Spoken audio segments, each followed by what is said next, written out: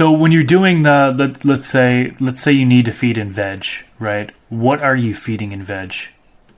In veg, I really would just do a light top dressing of the craft blend or the Dr. Earth blend that we were talking about earlier, and just kind of let it do its work. Water it in a little bit, let it take off. If I'm noticing that that's not enough for a certain plant, then I'll probably add some worm castings and a little bit of compost if I've got some extra from mixing soil.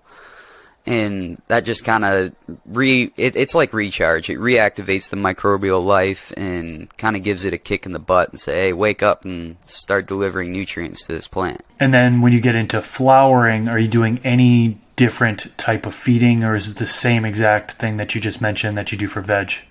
Yeah, same exact thing. We might add a little bit of, if we're doing a compost tea, might add a little bit of sugar. I don't like to go too hard on the sugar because most everything about the mix and what you're doing in organic growing is to get that microbial life to be alive and to multiply. And it can get a little too hardcore if you start going crazy with molasses or sugar. So I use that sparingly, and that's pretty much the only other thing I add. When I'm doing compost teas, we'll do the same stuff that's in the soil mix, the booze compost, the little handful of craft blend. When I say handful, I literally mean I'll grab a handful, and that's it. And I use a 35-gallon trash cans for everything I do. It keeps all the metrics the same. So my water reservoirs, 35 gallons. The soil batteries that I just made, 35 gallons.